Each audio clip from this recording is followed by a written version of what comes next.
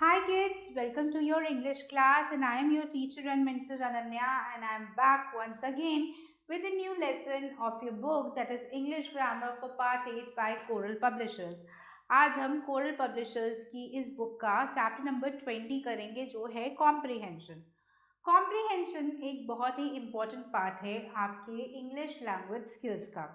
Usually जैसे ही हमें question paper मिलता है सबसे पहला जो चीज़ हमें देखने के लिए मिलता है वो है रीडिंग सेक्शन, जहां हमें अनसीन पैसेज या फिर अपठित गद्यांश देखने के लिए मिल जाता है, राइट। सो आज हम इन्हीं स्किल्स को और ज़्यादा अपग्रेड करेंगे कि किस तरीके से प्रॉपरली हमें कॉम्प्रिहेंशन एक्सरसाइजेस को करना है। शुरू करते हैं कॉम्प्रिहेंशन का चैप्टर। कॉम्प्रिहेंशन का मतलब होता है किसी चीज़ को ठीक से पढ़ के समझ के फिर उसमें से आंसर्स निकालना, यानी to comprehend, to understand and interpret. Alright, आइए पढ़ते हैं। Comprehension aims at testing one's ability to read a passage, understand its content, and to draw inferences on the basis of what is read. जैसा कि मैंने आपको बताया बच्चों कि comprehension का मतलब होता है कि हम किसी की रीडिंग एबिलिटीज़ यानी पढ़ने की क्षमताओं को जांचते हैं। पढ़ने के बाद वो उस चीज़ को कितना समझा उसको जांचते हैं और फिर समझने के बाद वो फर्दर कितना आंसर कर सकता है उसको हम करते हैं। Alright, so this is what comprehension is all about. The ability to grasp the content of the passage within a short span of time is mainly tested. On the basis of content, some questions have to be answered at the end of the passage within a limited time. It is very important to have good reading speed and the ability to understand the content well. Comprehension करने के लिए सबसे ज़्यादा ज़रूरी जो चीज़ है वो ये है कि आपकी रीडिंग स्पीड अच्छी हो और आपकी एबिलिटी समझने की बहुत अच्छी होनी चाहिए। ऑलराइट, जितना बेहतर तरीके से आप पढ़ेंगे और जितना बेहतर तरीके से आप समझेंगे उतने ही बेहतरीन आंसर्स आप लिखेंगे। कुछ पॉइंट्स जो कि हमेशा हमें याद रखने चाहिए अनसीन पैसेज को सॉल्व करते वक्त, आइए उनको जान लेते हैं। Read the passage very carefully and try to understand the subject it deals with, यानी सबसे पहला काम जो हम करेंगे, हम पैसेज को पहले ध्यान से पढ़ेंगे और ये समझने की कोशिश करेंगे कि पैसेज है किस बारे में। पैसेज का सब्जेक्ट मैटर समझना बहुत ज़रूरी है, अदरवाइज हम कंफ्यूज्ड ही रहेंगे। Now read one question at a time and find the answers in the passage. Write answers in a precise and concise manner. उससे पहले note the important details in your mind. जब आप पढ़ रहे हैं तब सारी इम्पॉर्टेंट डिटेल्स को नोट करना है और उसके बाद जो क्वेश्चंस दिए हैं उनको रीड करके समझना है कि क्वेश्चन में क्या पूछा गया है और फिर एक एक करके क्वेश्चंस को आंसर करना है। हमेशा याद रखिए कि जो आंसर्स है वो छोटे और टू द पॉइंट होने चाहिए। उसमें अननेसेसरी इधर उधर की बातें आपको नहीं लिखनी है, अननेसेसरी एक्स्ट्रा इन्फॉर्मेशन देने की कोई ज़रूरत नहीं है। Sometimes you may not understand a few words in the passage, but if you read it repetitively, you may understand the meaning in the given context. यानी कई बार ऐसा होता है कि जब हम रीडिंग कर रहे हैं या अनसीन पैसेज पढ़ रहे हैं उसमें हमें जो है कोई वर्ड का मतलब नहीं समझ में आ रहा। इट इज़ वेरी नेचुरल, ये कई लोगों के साथ होता है। लेकिन तब आप क्या करें, तब आप उस आंसर को कुछ देर के लिए वैसा ही छोड़ दें। पहले जो आंसर्स आते हैं उन्हें कीजिए, उसके बाद जो बचा हुआ टाइम है उसको अच्छे से यूटिलाइज करके आप उस लाइन को जिसमें वो मीनिंग दिया हुआ है या जिसमें वो वर्ड है उसको बार बार पढ़िए। बार बार पढ़ने से कई बार ऐसा होता है कि हमें जो मीनिंग के हिसाब से वर्ड जो है या सेंटेंस जो है समझ में आने लगता है और हम कनेक्टिंग वर्ड्स के थ्रू आसपास के वर्ड्स को पढ़ के कई बार रिलेटेबल मीनिंग ईजिली निकाल लेते हैं। ऑलराइट, दो गोल्डन रूल्स जो हमें हमेशा याद रखना चाहिए। एक, that your answers should be brief and precise, यानी आपके आंसर्स छोटे और टू द पॉइंट होने चाहिए। जहां हम ये बोल रहे हैं कि आंसर्स छोटे होने चाहिए, इसका मतलब ये नहीं कि आप आंसर्स को मेजर करके लिखेंगे या फिर आंसर्स लिखेंगे ही नहीं कि छोटे होने चाहिए तो बहुत ही छोटा सा आंसर। कहने का मतलब ये है कि क्वेश्चन जितना डिमांड कर रहा है आपको उसी हिसाब से आंसर देना है। ऑलराइट, अननेसेसरी एक्स्ट्रा इन्फॉर्मेशन आप नहीं देंगे। Second golden rule, your answer should be written in your own words as far as possible. कई लोग जो हैं क्या करते हैं, जो हमने रीडिंग पैसेज में रीड किया उन्हीं लाइंस को उठा के आंसर्स में लिख देते हैं। ये यूजुअली गलत है, क्योंकि एक्चुअली जब हम कॉम्प्रिहेंशन एक्सरसाइजेस करते हैं तो बेसिकली हमारा जो नॉलेज है, हमारा अंडरस्टैंडिंग लेवल इसको ही चेक किया जाता है और वो तभी हो सकता है जब आंसर्स आप अपने शब्दों में या अपने वर्ड्स में लिखें। ऑलराइट, तो इसीलिए ज़्यादा ज़रूरी है कि आप सेम लाइंस रिपीट ना करके अपने शब्दों में उन चीज़ों को लिखने की कोशिश करें, तो आप ज़्यादा स्कोर कर पाएंगे। ओके, अब एक सैम्पल कॉम्प्रिहेंशन पैसेज पढ़ के देखते हैं ताकि हम बेहतर तरीके से समझ सकें कि कैसे हमें कॉम्प्रिहेंशन एक्सरसाइजेस करनी होती है। Exercise A, read the given passage carefully and answer the questions that follow. यहाँ एक पैसेज दिया हुआ है, इस पैसेज को हमें पहले पढ़ना है, समझना है और फिर इसके बाद कुछ क्वेश्चंस दिए हुए हैं, उन्हें सॉल्व करना है। सो let's get started. For many, reading has many benefits that continue to enhance their lives. Their lives have remarkably improved in some of the following ways, like mentally, spiritually and socially. यानी कई लोगों के लिए reading जो है एक बहुत ही beneficial exercise है। इस रीडिंग की वजह से उन्होंने अपने आप को मेंटली, स्पिरिचुअली और साथ ही में सोशली काफ़ी ग्रो किया है। So if you develop a habit of reading, you will become more confident and self assured in abilities to comprehend and understand all types of information. यानी अगर आप रीडिंग हैबिट को डेवलप करते हैं तो आप बहुत ही बेहतरीन तरीके से अपने आसपास के लोगों को, अपने आसपास के एरियाज़ को अच्छे से समझ पाएंगे। चीज़ों को समझना, उनको बेहतर तरीके से बता पाना या अपने आप को बेहतर तरीके से एक्सप्रेस कर पाना, ये भी आप सीख पाएंगे। Let's further examine more on the benefits of reading. आगे हम और भी जो रीडिंग के बेनिफिट्स हैं उनके बारे में पढ़ेंगे। अब इतना जितना हमने अभी तक पढ़ लिया है, फर्स्ट पैराग्राफ में ही ये समझ में आ गया है कि कहीं ना कहीं हम जो पैसेज पढ़ रहे हैं, यानी जो गद्यांश हम पढ़ रहे हैं, ये बेसिकली रीडिंग यानी पाठन से रिलेटेड है। यानी रीडिंग क्यों इम्पॉर्टेंट है, क्या बेनिफिट्स है, उससे रिलेटेड है, राइट?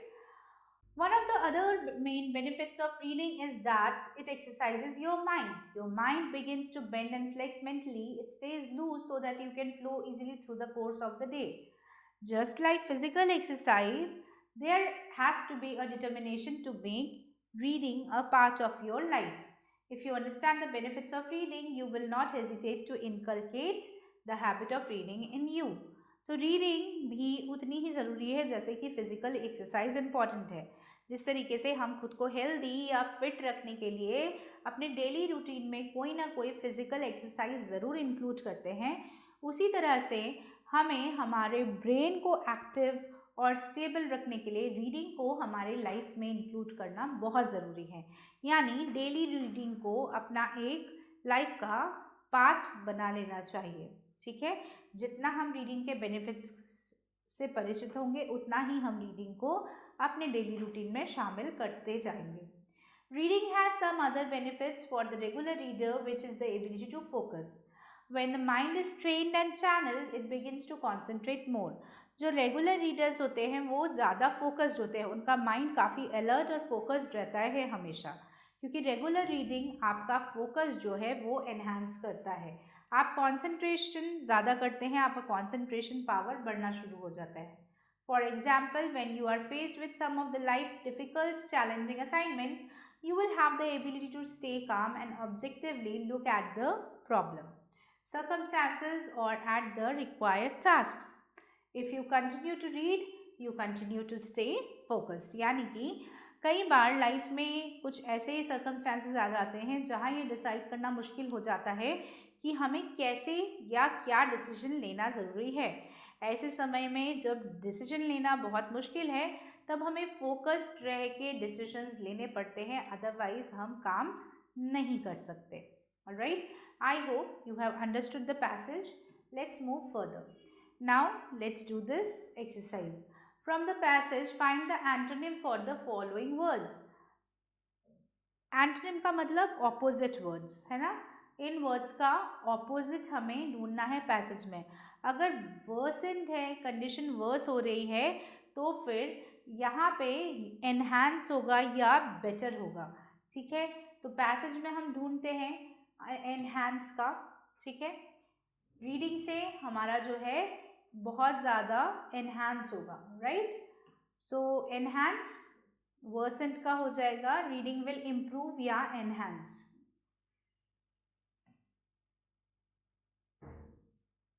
राइट। इसके बाद हम आते हैं अनश्योर।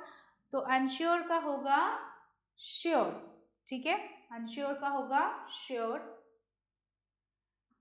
नेक्स्ट डिस्ट्रैक्टेड का होगा concentrate, right.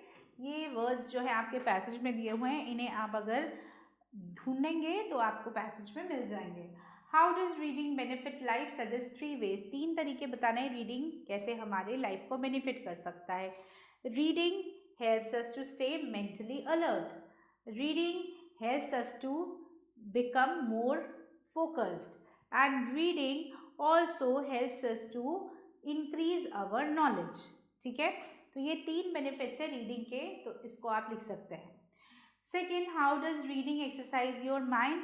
Reading helps us to exercise our mind because it helps us to focus and concentrate more. It also helps us to remain calm and composed so that we can deal with any kind of difficult situations that we face in our life, ठीक है।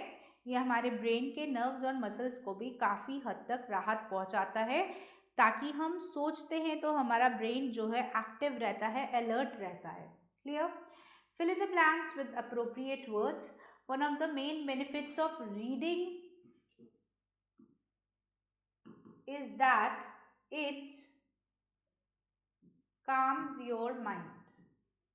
calms भी लिख सकते हैं, exercises भी लिख सकते हैं, बोथ आर करेक्ट, ठीक है।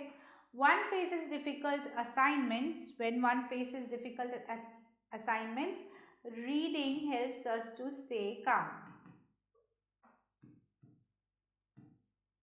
and alert. Look at the problem. All right. So इस तरीके से आप जो है इन एक्सरसाइजेस को फिल कर सकते हैं। आई होप आपको समझ में आ गया होगा।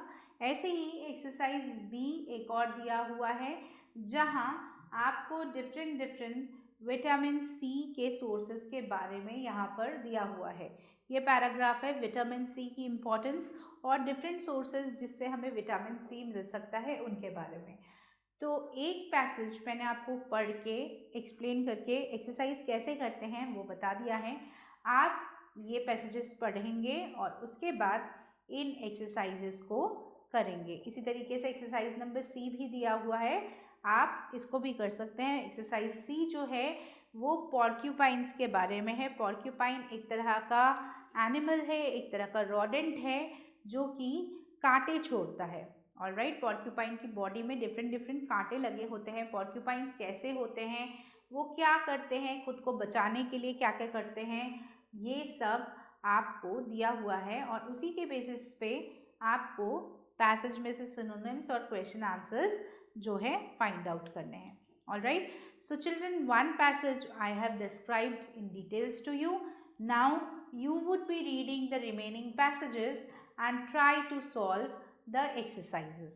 all right, इसी तरह से एक्सरसाइज नंबर डी पर अगर हम जाएं तो एक्सरसाइज नंबर डी में भी हमें जो है सैटेलाइट्स के बारे में बताया हुआ है। You all know that satellites are a very important means of communication. Satellites ही हमें हेल्प करती हैं इलेक्ट्रॉनिकली हमारे कम्युनिकेशंस को ट्रांसमिट करने के लिए, और इसी की वजह से हम बहुत इजीली एक दूसरे से कनेक्टेड है ना। तो सैटेलाइट्स के बारे में इस तरीके से आपको एक्सरसाइज दिया हुआ है। पहले आपको सैटेलाइट्स को मतलब सैटेलाइट्स का जो पैसेज है उसको पढ़ना है और इसके बाद आपको MCQ फॉर्मेट में जो क्वेश्चंस दिए हैं उनको सॉल्व करना है। ठीक है, आइए मैं आपको करके बताती हूँ। एक बार जल्दी से हम ये पैसेज पढ़ लेते हैं। अ satellite is a heavenly body revolving around the planet, यानी प्लैनेट के इर्द गिर्द घूमता हुआ हेवनली बॉडी जो होता है उसे हम सैटेलाइट बोलते हैं। Moon is a satellite of earth, earth का सैटेलाइट मून है। ये हमने अपनी साइंस की कॉपीज में भी या बुक्स में भी पढ़ा है। The satellite is mother nature's gift to man. Besides the moon there are many other satellites that revolve around earth. Earth के अलावा मतलब अर्थ के आसपास चांद चंद्रमा के अलावा भी कई सारे सैटेलाइट्स रिवॉल्व करते हैं। ये सब आर्टिफिशियल सैटेलाइट्स है। These satellites have been created by man and hence are known as artificial satellites. इनको हम लोगों ने यानी मनुष्य ने बना हुआ है, ये हमें नेचुरली नहीं मिले हैं, तो इसीलिए इसे हम आर्टिफिशियल सैटेलाइट्स बोलते हैं। They are used for various purposes. Have you ever wondered what happens to artificial satellites that have outlived their usefulness and have been abandoned? अच्छा, जो सैटेलाइट्स का यूज़ ख़त्म हो चुका है, यानी अब वो हमारे किसी काम नहीं आएंगे, उन सैटेलाइट्स का क्या होता है? कभी आपने सोचा है? They continue to orbit the earth and may do so for thousands of years. वो अननेसेसरीली अर्थ के चक्कर ही काटते रहते हैं और कई कई हज़ारों सालों तक वो ऐसा ही करते रहेंगे। If they orbit at a height of about 400 kilometers or less, they will lose velocity in course of time due to friction with dust particles. They gradually spiral towards Earth and finally burn up when they enter the atmosphere. Okay. Sometimes some pieces also hit the Earth. कुछ तो Earth को भी hit कर देती हैं. Satellites have electronic transmitters that send signals to Earth. So once they have completed their mission and are about to be abandoned, the scientists switch off the electronic transmitters. In electronic transmitters को काम हो जाने के बाद satellites का scientist जो है वो ऑफ कर देते हैं. This is done to prevent the signals from disturbing transmission from other satellites, यानी ताकि बाकी के जो वर्किंग सैटेलाइट्स है उनका ट्रांसमिशन में कोई रुकावट ना आए या कोई प्रॉब्लम ना आए, इसीलिए ऐसा किया जाता है. Many countries have put their satellites up in the space for better telecommunication purposes. Satellites का एक बहुत ही इंपॉर्टेंट हिस्सा है टेलीकम्युनिकेशन. टेलीकम्युनिकेशन करने के लिए भी हम सैटेलाइट्स का यूज़ करते हैं. Alright, the International Telecom Union would like all the satellites are low down to be pushed up before they are abandoned so that they do not fall back to Earth. ऐसे ही कोशिश करते हैं कि अर्थ की तरफ वापस ना आए, ये जो सैटेलाइट्स हैं वो अर्थ से दूर चले जाएं. But this is hardly done because countries have lost control over them. Man has created many space wonders which orbit the Earth for many years. Some of them fall back on Earth while others continue to wander. यानी ये जो artificial satellites है ये एक अद्भुत खोज है मानव जाति की. कुछ वापस अर्थ में आकर गिर जाते हैं और कुछ जो है वहीं अर्थ के चक्कर हमेशा लगाते रहते हैं. Alright, so this was a paragraph about the various satellites जो हमारी लाइफ को और इजी करता है और कम्युनिकेशन सिस्टम को और ज़्यादा बेहतर बनाता है. अब आइए कुछ MCQs हैं, रीड एंड आंसर हम पढ़ चुके हैं, अब हम आंसर्स करने की पोजीशन में हैं. तो आइए कोशिश करते हैं कि करेक्ट आंसर्स को टिक कर सकें. So let's get started. A satellite is a heavenly body that revolves around a planet. ठीक है, प्लैनेट के इर्द गिर्द चक्कर लगाता है. Satellites created by men are known as artificial satellites. ठीक है, जिन्हें ह्यूमन बींग्स ने बनाया उन्हें हम आर्टिफिशियल सैटेलाइट्स बोलते हैं. Satellites that have outlived their usefulness are those that are no longer useful, have lived longer than the purpose which they were created, both A and B. So, both A and B. Okay, clear? Scientists switch off the electronic transmitters of the satellites that have completed their mission. Scientists क्यों switch off कर देते हैं electronic transmission उन satellites का जो अब use में नहीं है? क्योंकि they will interfere with the communication of aeroplanes with their control towers. They will interfere with signals of other satellites. Otherwise, there is a waste of energy. They will interfere with the signals of mobiles. So, the B option is correct. बाकी satellites के signal transmission में problem create कर सकते हैं. आगे बढ़ते हैं. Let's find out fifth answer. To orbit. Orbit करने का मतलब क्या है? चक्कर लगाना, गोल गोल घूमना. To move around the object in a circular path. Clear? Most countries put up their satellites in space in order to become powerful countries, to spy on other countries, to attack other countries for telecommunication purposes. So last option is correct, for telecommunication purposes. ठीक है? Satellites that orbit at a height of 400 kilometers or less lose their velocity because the friction of dust particles, the friction with other satellites, the gravitational pull of Earth, they have been in space for long time. इसका answer A सही है, because dust particles जो है friction create करते हैं इसीलिए. तो बच्चों आपको समझ में आ गया होगा, आई होप आपको समझ में आ गया कि किस तरीके से डिफरेंट कॉम्प्रिहेंशन पैसेजेस को पहले हमें पढ़ना होता है, फिर रीड करना होता है और फिर उसमें से हम क्वेश्चन आंसर्स जो है या एक्सरसाइजेस जो दिए होते हैं उन्हें हम सॉल्व कर सकते हैं. So with this we come to an end to today's session. I hope you have understood the tips and tricks for doing comprehension exercises successfully. Out of the 4 2 हमने कर लिए हैं, 2 आपको खुद करने हैं। जितना आप प्रैक्टिस करेंगे उतना ही बेहतर आप इस टॉपिक को समझ पाएंगे। So keep practising and keep upgrading your skills of English grammar. मैं आपसे फिर बहुत जल्द मिलूंगी with a new chapter of your book, that is English Grammar for Part 8. So till then, stay tuned for the upcoming videos. Bye bye and take care.